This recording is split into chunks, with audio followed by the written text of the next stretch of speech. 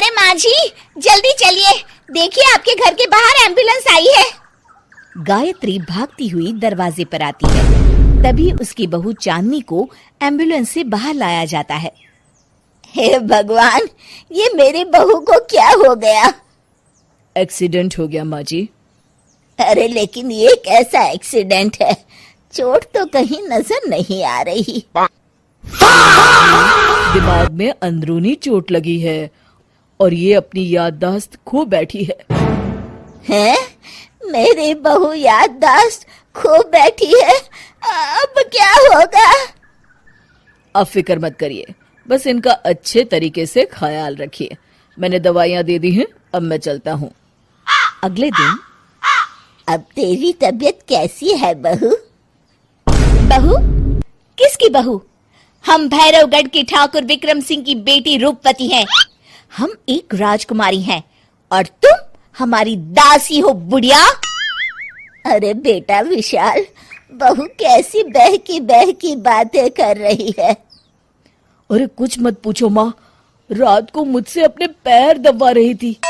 Sir पर चोट लगने की वजह से इसका दिमाग पूरी तरह खराब हो गया है और ये अपने आप को राजकुमारी समझ रही है। तभी वहां चांदनी आ जाती है। तुम दोनों यहाँ क्या खुसुर फुसुर कर रहे हो? कहीं तुम दोनों मिलकर हमारे खिलाफ कोई षड्यंत्र तो नहीं रच रहे हो? हम तुम्हारा सर तलवार से उड़वा देंगे, समझे? अरे नहीं नहीं राजकुमारी जी, हम तो आपके सेवक हैं। भला हमारी इतनी हिम्मत? कहिए, आप यहाँ मॉल में आने का कष्ट कैसे किया? हमें बहुत भूख लगी है। एक दासी, जल्दी से हमारे लिए भोजन का प्रबंध करो। आज हम शाही कबाब खाएंगे। विशाल अपनी माँ को चांदनी की बात मानने के लिए इशारा करता है। ठीक है राजकुमारी जी, मैं अभी आपके लिए भोजन लेकर आती हूँ। इस तरह विशाल और उसकी माँ ना चाहते हुए भी चांदनी की जी हजूरी में लगे रहते हैं। लाओ माँ, जल्दी से मेरा टिफिन दो, मुझे देर हो रही है। अरे ठहर जा, जरा दम तो लेने दे मुझे। सारे घर का काम मुझे अकेली को करना पड़ता है। तेरी बीवी तो राजकुमारी बनी बैठी है, सारा दिन हुक्म चलाती रहती है। अरे माँ, मेरा भी तो यही हाल है। फिलहाल तुम मेरा टिफिन दे दो, मैं चला। रुको, कहाँ जा रहे हो? अरे मर गया रे, ये कहाँ से आ धमकी? आज हमारा जुहू चौपाटी घूमने का मूड है और हमें अपने लिए नई साड़ियाँ भी खरीदनी है। चलो जल्दी से अपना वाहन निकालो और हमें ले चलो। अरे अब तो मैं गया काम से। अगर आज मैं वक्त पे ऑफिस नहीं पहुंचा तो मेरा बॉस मुझे नौकरी से निकाल देगा। मरता क्या न करता। आखिरकार विशाल चांदनी को घुमाने ले जाता है और चांदनी अपने लिए ढेर सारी शॉपिंग भी करती है। ए दासी, टीवी पर कपिल शर्मा के आने का समय हो गया है, जल्दी से टीवी शुरू करो। अरे वाह, कपिल शर्मा तुझे याद है, बाकी कुछ याद नहीं। बहू तू तो बड़ी चालू लगती है, अपने फायदे की हर चीज तुझे याद रहती है। मैं तो तेरी इस अजीब बीमारी से परेशान हो गई हूँ। अगले दिन, अरे डॉक्टर साहब, आप इतने दिन से मेरी बहू का इलाज कर रहे हैं, लेकिन उसकी बीमारी तो सुधरने के बजाय और बढ़ती जा रही है। अरे माँ जी, ये दिमागी बीमारी है। बेचारी की याददाश्त चली गई है, वापस आने में थोड़ा वक्त तो लगेगा ही ना। गायत्री डॉक्टर से बात कर ही रही होती है कि तभी उसकी पुरानी सहेली शीला वहां आ जाती है। शीला को देख अचानक डॉक्टर घबरा जाते हैं। अच्छा माँ जी, मुझे एक मरीज को अर्जेंट देखने जाना है, मैं चलता हूँ। ये कौन था? अरे अब क्या बताऊं शीला, एक एक्सीडेंट भी मेरी बहू की याददाश्त चली गई है।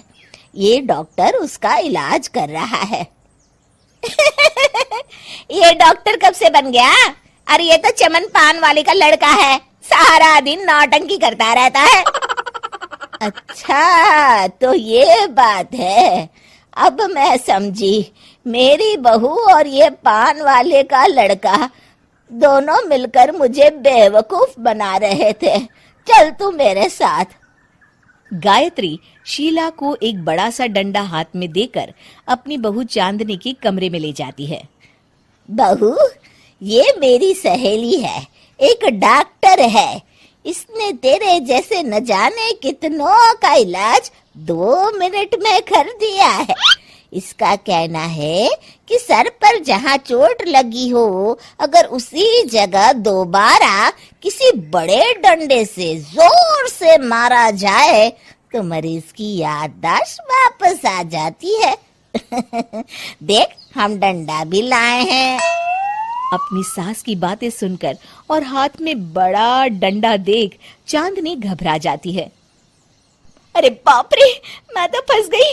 इस डंडे की एक बार की वार से ही मैं तो चारों खाने चित हो जाऊंगी। अब क्या करूं, क्या करूं, क्या करूं? लेकिन गायत्री, डंडा सर पर ठीक उसी जगह लगना चाहिए जहाँ चोट लगी है। अरे तू चिंता मत कर, 2-4 बार मारूंगी तो एक बार तो सही जगह लग ही जाएगा ना। चल बहू, तैयार हो जा। अरे नहीं नहीं माँ जी, मुझे मत मारिए। दरअसल घर के काम करने से बचने के लिए मैंने ये सब नाटक किया था। मुझे माफ कर दीजिए, मैं कान पकड़ती हूँ।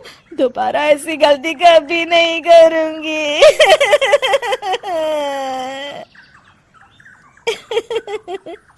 क्यों दोस्तों, कहानी कैसी लगी हमें जरूर बताइएगा।